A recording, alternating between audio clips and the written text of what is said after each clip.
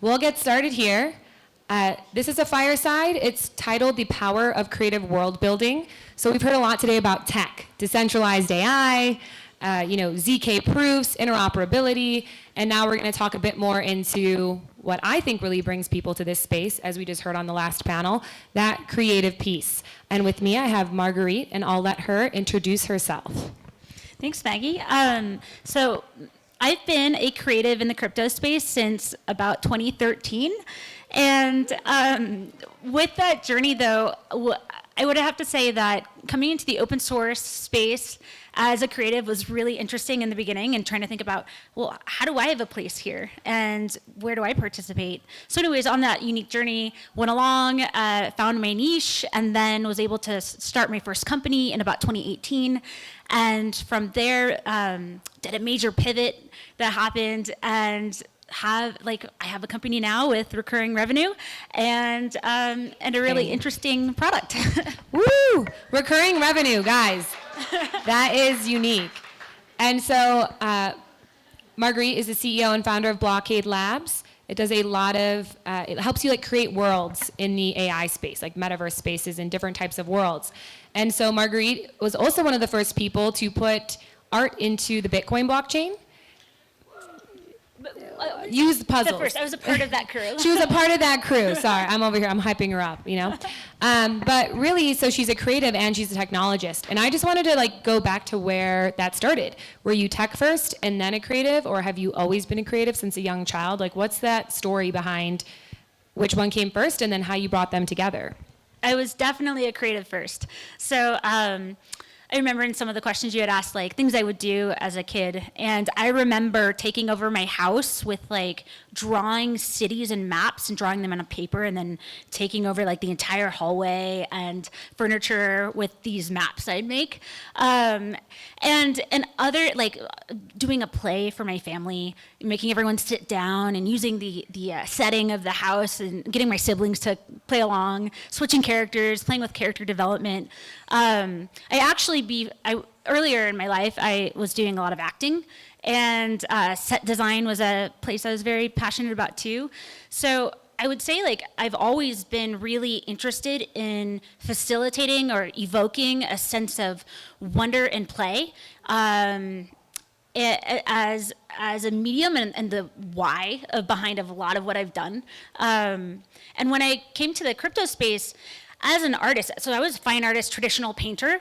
It is so incredibly expensive to participate in that world, especially if, let's say you had at the time I was a new mom when I was really trying to get into the art world.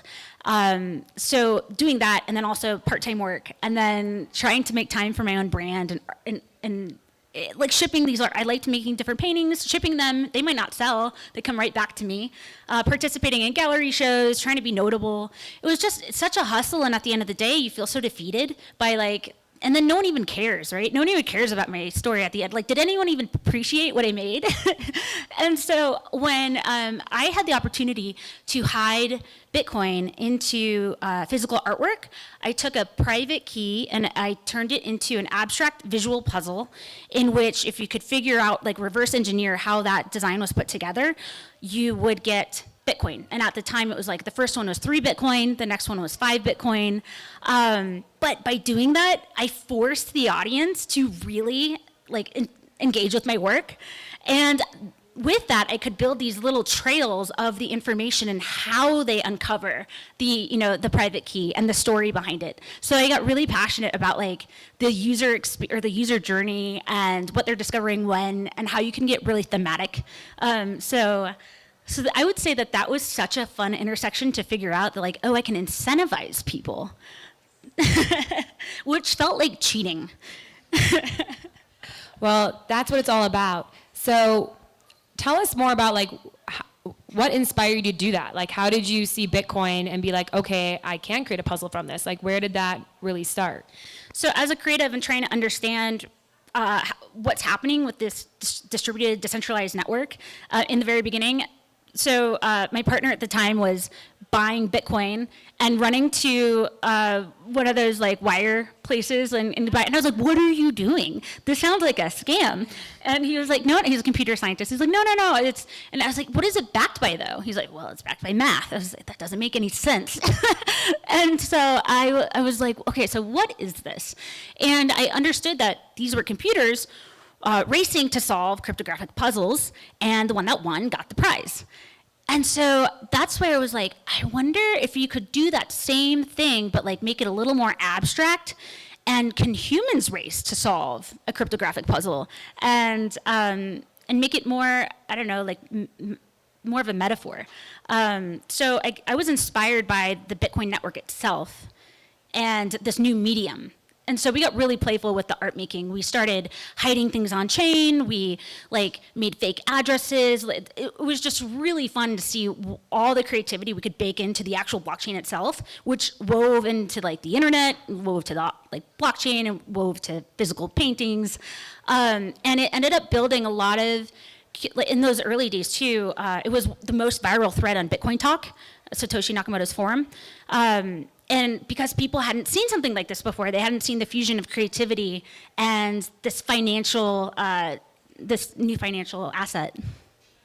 And how long did it take someone to uncover this puzzle, or has anybody uncovered the puzzle?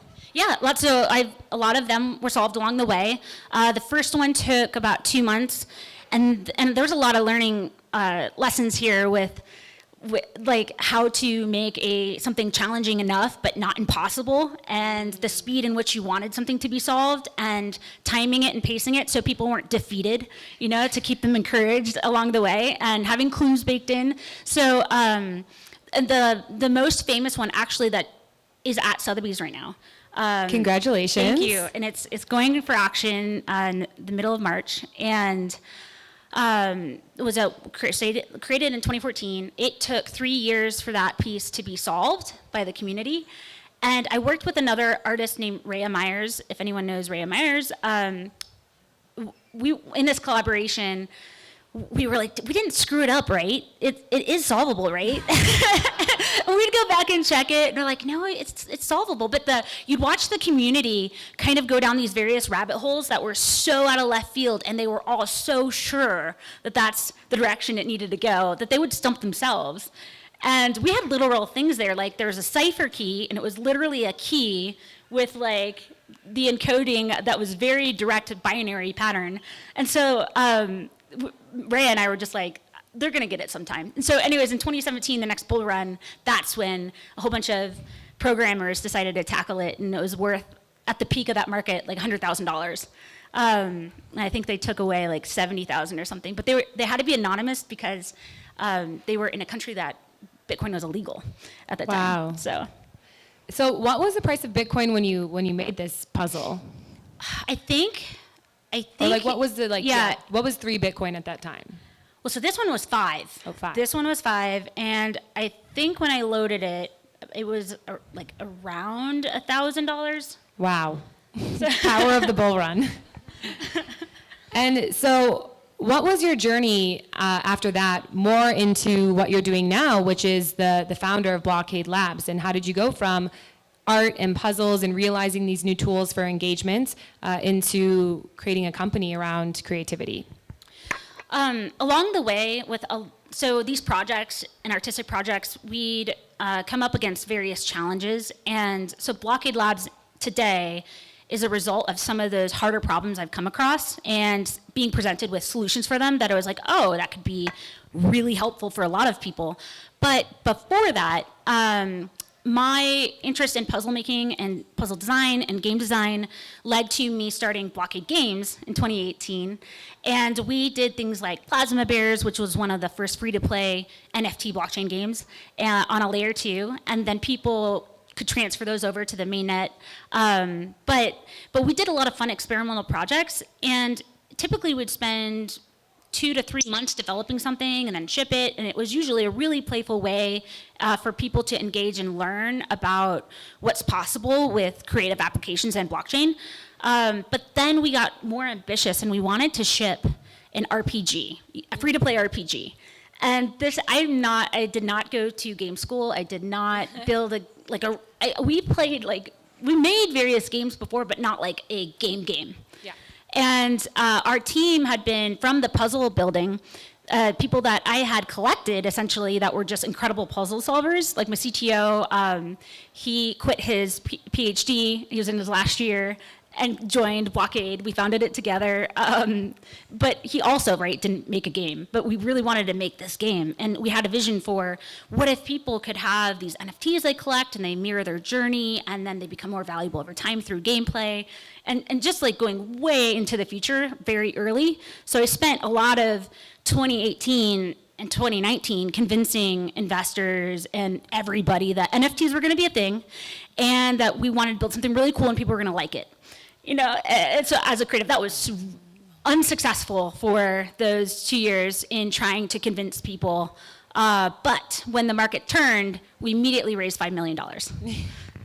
Yes, I had worked on a science fiction storytelling universe in 2018 and was also very hard to convince people that this was the future.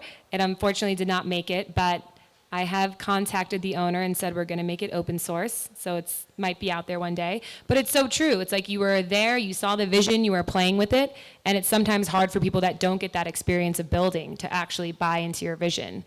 And so you raised $5 million and you attempted to build this RPG world, and take us through the story of Blockade Labs and how it got to where it is today. So with the RPG, we came up with such an amazing story for this game. But it was 2022. We're in another development cycle where we're running up against the wall against content. So with the content cycles and building a Web3 game and the blockchain technology basically moving under your feet and trying to get the game out and still be relevant and all the content to fit the entire system that you've developed and make new content so you can follow up pretty quickly, the expense of that for an indie studio, especially with blockchain assets we had millions of blockchain assets. So managing and this idea of the free-to-play game, just a lot of management, asset management, that I don't think we could successfully check all the boxes simultaneously. And so one of my friends, if you guys have been in this space for a while, you might know him. He was the founder of Let's Talk Bitcoin. His name's Adam B. Levine. He was a co-founder with Andreas Antonopoulos. We had done early work together back with some of my other puzzles. Anyways, he went on to launch an AI company in 2018. And he's like, Marguerite, I have to show you this thing. And so within a few minutes of playing with his platform, I'm creating my own RPG game characters to my specifications within seconds. And so I was like, wait, this is really big. This is around the time Midjourney is coming out. And he had built his own platform. So I convinced him that we need to use this technology for gaming applications because everyone else is making art, but to do this more programmatically and more for real-time game asset generation, assets that immediately have utility out of the box that could be used in real time, that would be a huge market to go after right now. So he agreed. We acquired an ML company. And so that $5 million, a little bit of that was used in that effort. And from there, though, we decided that instead of doing one indie game that has this capability, so we had hooked it all up into our own game engine, into our own test island. We were doing real-time generations with our characters and backgrounds. But after conversations with our investors, we're like, the impact, though, could be much bigger with this capability. So we spent some time doing market research, and we decided to be more of the Midjourney in 360 with 3D capability, which was maybe more ambitious once again, but we had the right team. So we made that decision, and about a year ago took to market the first phase of this, which was being able to generate your images in 360 degree within seconds. Because this team had developed a pipeline that could do super high resolution images at arbitrary large sizes. So we could actually do the 360 seamless, with all polar correction scenes. And then we had another teammate that had worked with Intel and I guess our whole ML team worked with Intel, and we created the first 3D diffusion model. So in combination, we generate the 3D at the same time as generating the art, which opens up the door to then create these 3D scenes at scale. So right now we're in the phase of actually, you generate and project from a center point, and you get this like bubble, but around the other sides, you have a tree, and the AI knows that that's a tree, and it knows if you were to go around the tree, it can generate the pixels for what's on the other side of the tree. So we are in the middle of the expansive part of this product development. That's incredible. So you can build these worlds, 360 worlds with this technology. And you mentioned something like instead of building for your own game, you could build something where people can build their own universes in games. Was that influenced by like blockchain values? I would say, well, not just blockchain values, but I think a lot of the creatives, it was very, you get stopped short of your really ambitious ideas because they require too much resource, either human or financial, and especially in the 3D space. Like we had a 2D game was what we were building because 3D was too expensive and it was gonna require too much work, especially the art assets needed. So what my experience of trying to build this game I really wanted to ship, and just hitting all these hard walls, I was like, we have the opportunity to actually elevate many of these indie developers to create and get to their ideas faster so they can focus on the fun faster. And with that, participate more in the emergent technology space and not spend so much time on trying to just put the content together. So a lot of people use us for ideation phase. It solves the empty world problem where you can start iterating with your team. It works for like Previs, Amazon Studios uses us, to like people in their game engines. But a lot of the metaverse companies use us. So like spatial, there's like where we are a background, but then the next phase of that is how can we solve a lot of the other problems? Users will come to these platforms, these creator platforms, and they'll get defeated within a few minutes when they're not successful with something or they don't know how something works. So if a user can come to your platform and put in with natural language a text prompt and get a world immediately, they've already successfully created the first step of the world, which means the engagement and chance of them continuing on spikes. So people like Roblox, lots of these creator platforms are really interested in solving that problem. Also 3D game engines trying to get non-coders to create games. So anyway, so I see the blockchain values as far as the accessible nature, which is a theme that's always been a part of my work, is even with the puzzles, you want the funnel to be as wide as possible, and then you want to basically set the framework for anyone to come in and either, if it's something I've built creatively, have an experience and have memories and shareable like with their community, or have the opportunity to engage with and create their own. So like I'm always excited about the yes and conversation, which is I think one of the biggest themes of the crypto space. Totally. And I love how you highlighted a problem or a challenge we still have in this space, which is like that user moment, that moment they touch your platform. It has to be easy. It has to be like fulfilling, right? You have the text, you have a new world. So I think that's a really impressive thing that you've been able to build. And one question I want to ask is, you've mentioned like you first wanted to do an RPG game on the blockchain, ran up to some walls, found this new technology, still very ambitious, so running up to some walls. So like as a founder, how do you, keep overcoming those walls you run into? I think being really aware of where your problem areas are allows you to be really aware when a solution comes by. And so like, if you deeply understand where your chances of success and failure are, then, and you don't necessarily have to solve it right then, but you're just aware of it, then when the right thing falls in your lap, you're like, that's it. That's the thing that I was waiting for. So for me, it's more like just I spend a lot of time in research. I spend a lot of time looking at trends in the market. I spend a lot of time looking at my user behavior and all of our funnels and where we're struggling.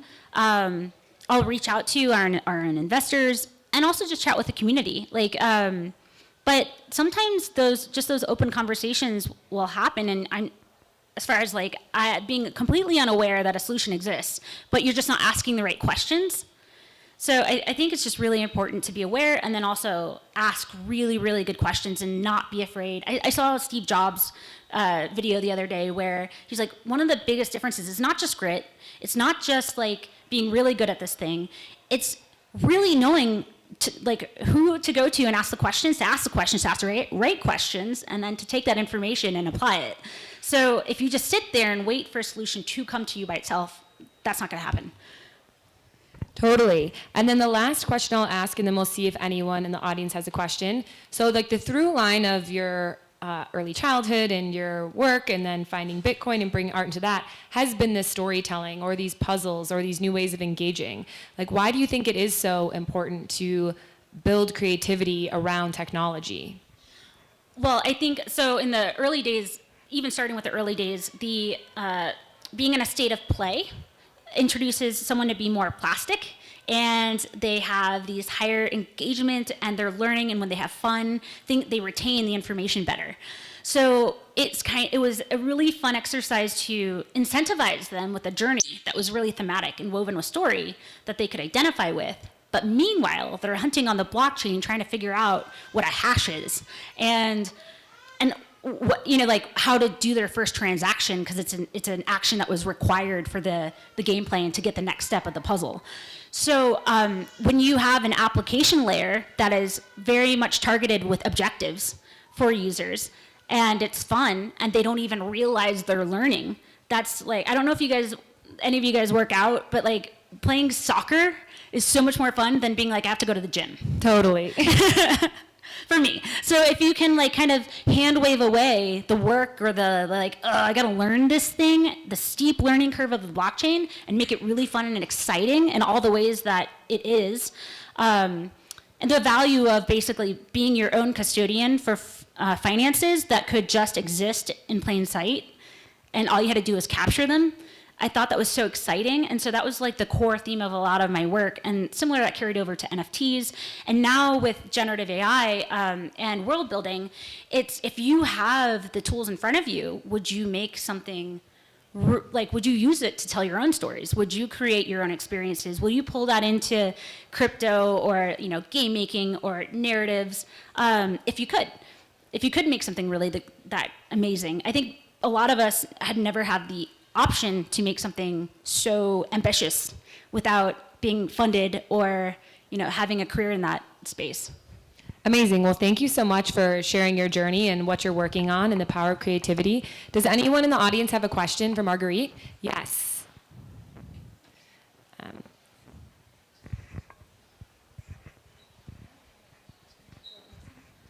Thank you so much. I'm so inspired by both of you. My name is Meraldo Renee Jones, an artist, author, and publisher. And I love what you said because it was right around what my question is about, of what are your top 3 ways that you both, or definitely Marguerite, create play in a space that can feel really serious? And what are ways that you expand time? And what I mean by that, do you have any hacks that you love to share and how you make your time really effective as a creative?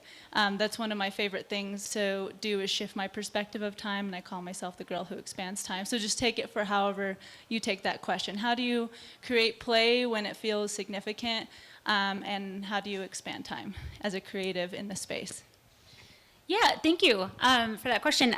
I think, so for me, in the beginning, in creating play, there was a lot of people that didn't understand what decentralized money was. So it was much easier to be playful with that concept because it was always catching people off guard.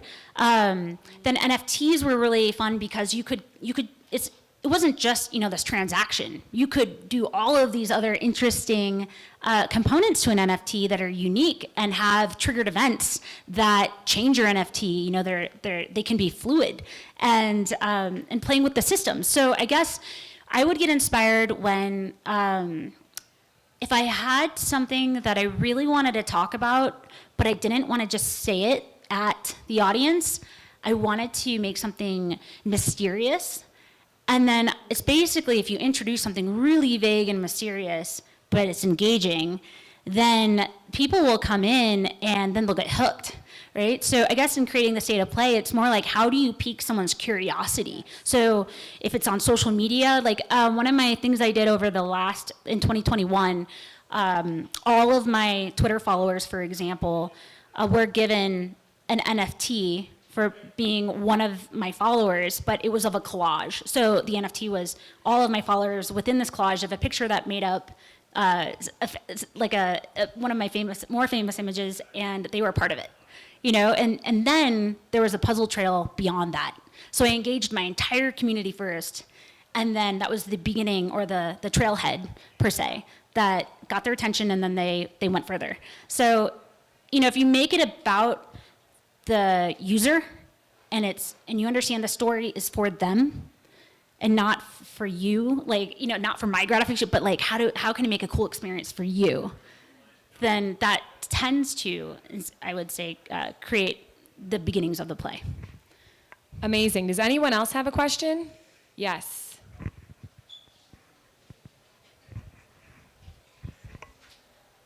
It's not quite a question. I just want to thank you for building this tool. I'm an architect. I design 3D for metaverse, and you have no idea how much time it saved me.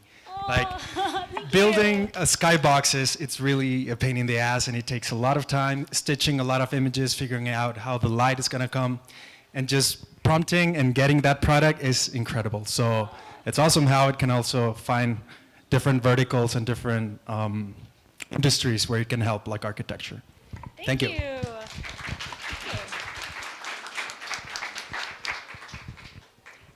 Well, thank you, Marguerite, so much for sharing your story. Where can people find you and find Skybox or Blockade Labs and experiment with these tools? Absolutely. So skybox.blockadelabs.com is the generator. You can do it from mobile. It doesn't have some of the other features that are on desktop, like sketching as a prompt and other features, but you can generate for free to start. And then for me, I've been coin_artist basically on every platform that I can do that since for a long time. So I'm on Twitter. I'm probably most active on Twitter, like the rest of the crypto community.